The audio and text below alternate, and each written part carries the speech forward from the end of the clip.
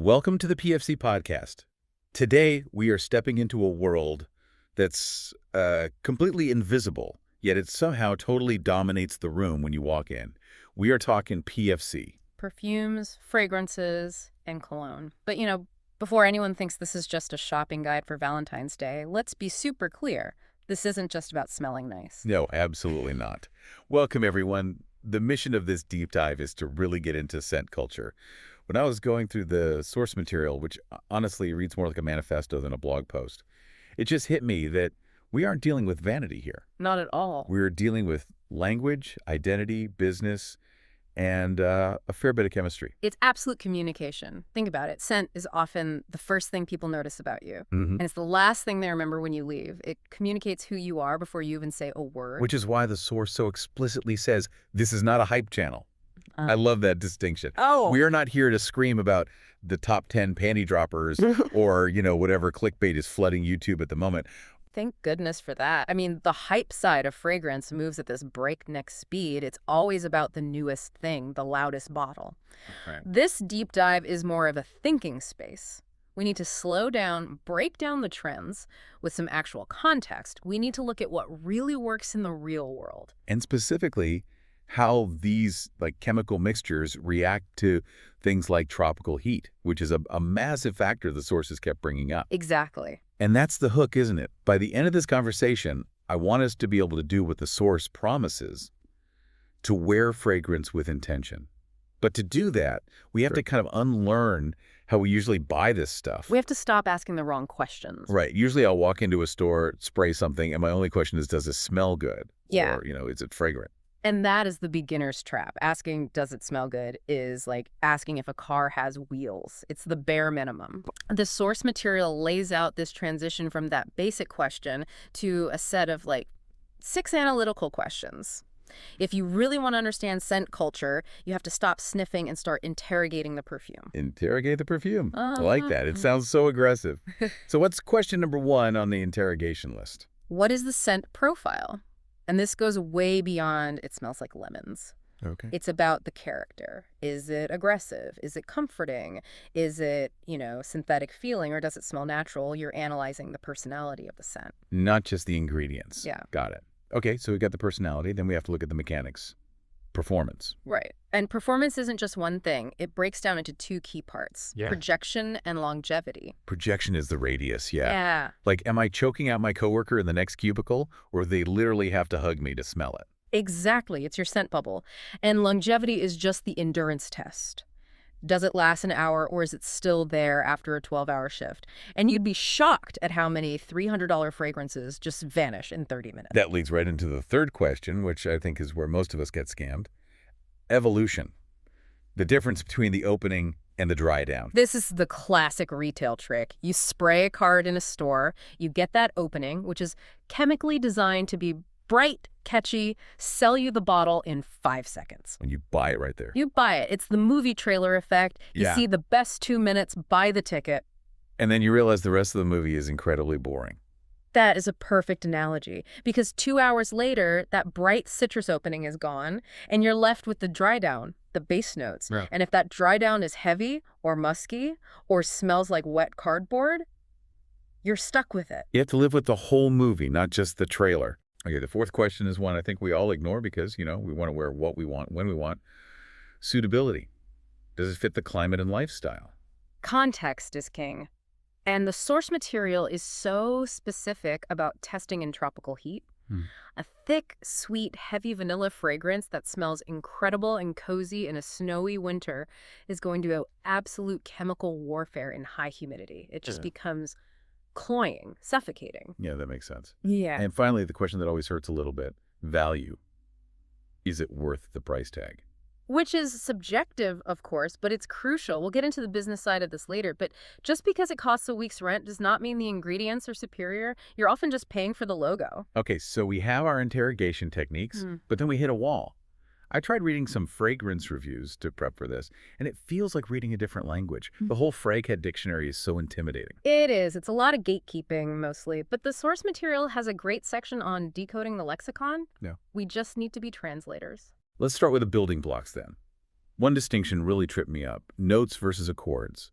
I've been using them interchangeably, but I guess that's a rookie mistake. It is, but the music analogy is the easiest way to get it. A note is a single ingredient. Rose, vetiver, bergamot. Just one thing. Just one thing. But you don't wear a note, you wear a song. And the accord is the chord. Exactly. When you smash a vanilla note and a tobacco note together, your brain stops smelling two different things and starts smelling one new thing.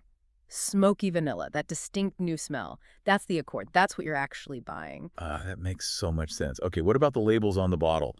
EDT, EDP, Parfum. I used to think this was all just fancy French marketing to charge more money. Well, it does affect the price, but it technically refers to concentrations. It's just the ratio of perfume oil to alcohol. Okay. EDT, eau de toilette, is usually lighter, maybe 5–15% oil, good for daily wear.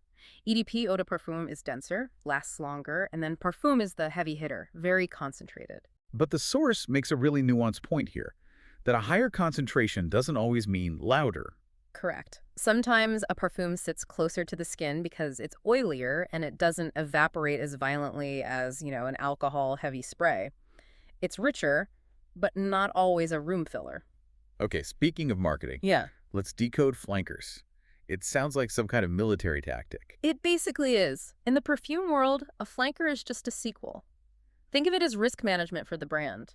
Launching a totally new pillar fragrance costs millions and, frankly, often fails. Right. So instead of risking a new name, they just release Cool Water Intense or Cool Water Summer Edition. So it's the Fast and Furious 10 of Cologne. They know you recognize the name, so they just tweak the formula a little bit to keep selling you the same franchise. Precisely. It's the illusion of novelty with the safety of a brand you already trust. Which brings us to reformulations.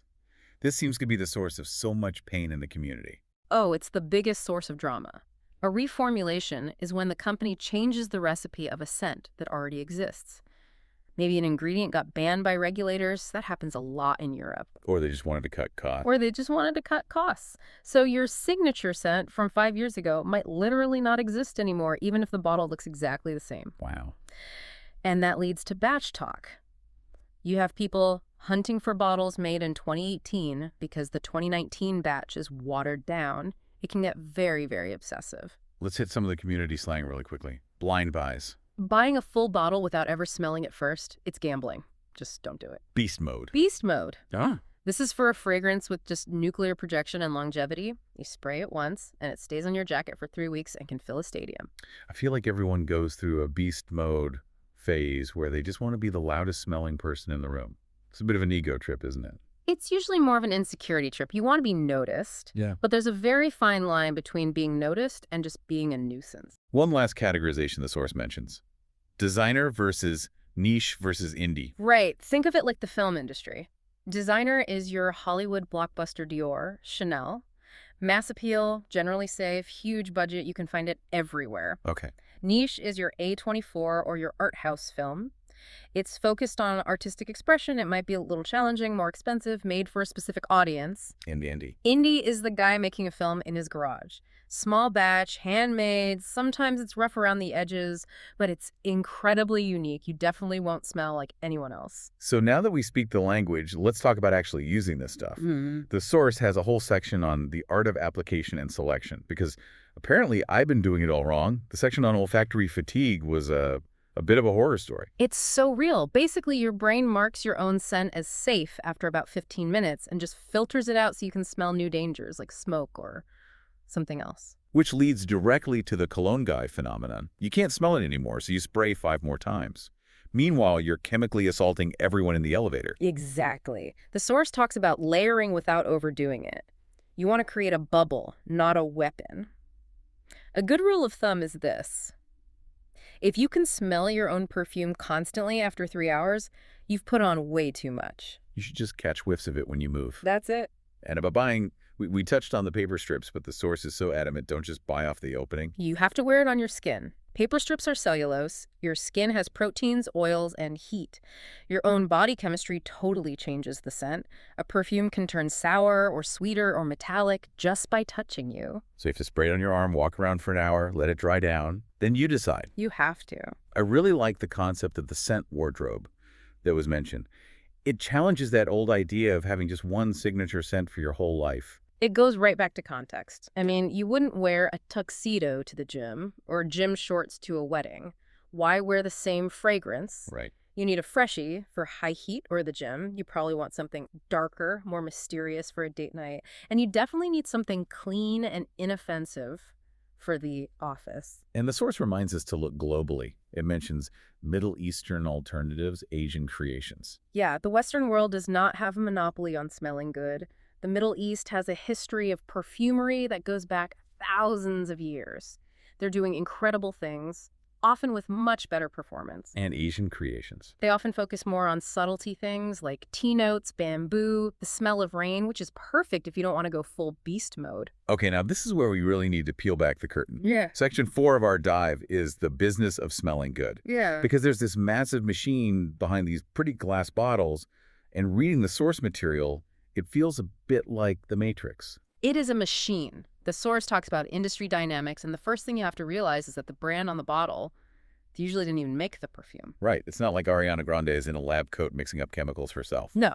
Most fragrances, whether it's Gucci or Tom Ford or a celebrity scent, they're all created by a handful of giant chemical companies. Givaudan, IFF. They own the molecules. They manufacture the trend. Which explains why suddenly everyone releases a cherry scent at the same exact time. It's not a coincidence. It's a supply chain decision, completely. Trends are manufactured. They decide oud is the note of the year, and boom, suddenly every brand has an oud flanker. But the part that really upset me was the pricing. We need to talk about the juice cost. This is the industry's dirty little secret. The source material breaks it down.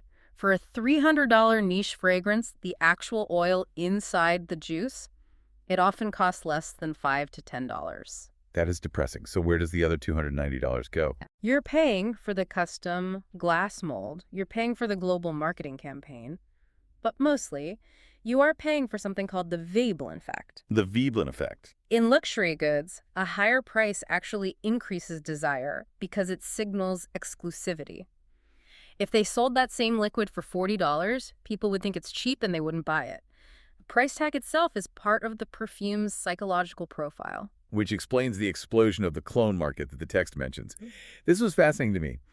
How is it even legal for these Middle Eastern brands to just copy a $400 fragrance and sell it for $30? The Middle Eastern houses found the loophole. They realized that scent formulas, they aren't copyrighted. Only the brand names and the packaging are. Wait, really? You can't trademark a smell. So if I figure out the recipe for Coca-Cola, I can't sell it as Coke, but I can sell it as my awesome soda with the exact same taste. Exactly. And that's what these clone houses do. They analyze the molecular structure of a popular niche scent.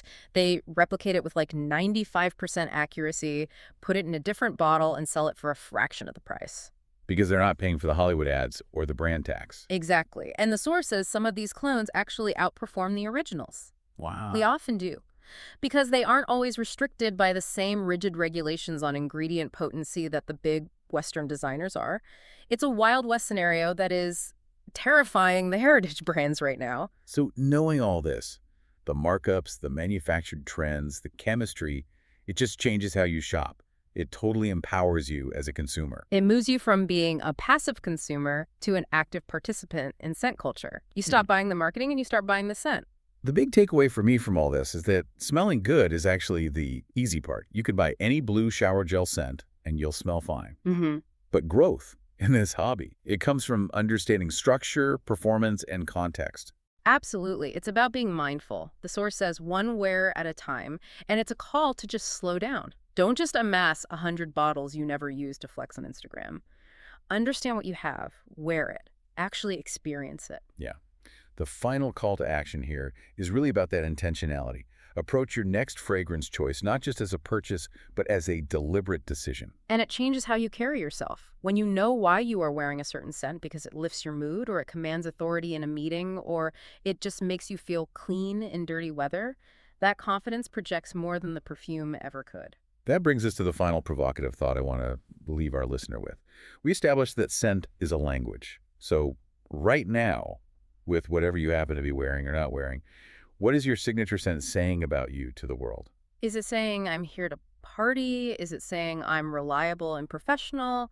Or is it maybe saying I have no idea who I am? Oof.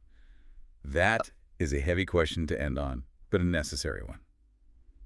Listeners, thank you for joining us on this deep dive into the world of PFC. We hope you navigate your next scent journey with a little more clarity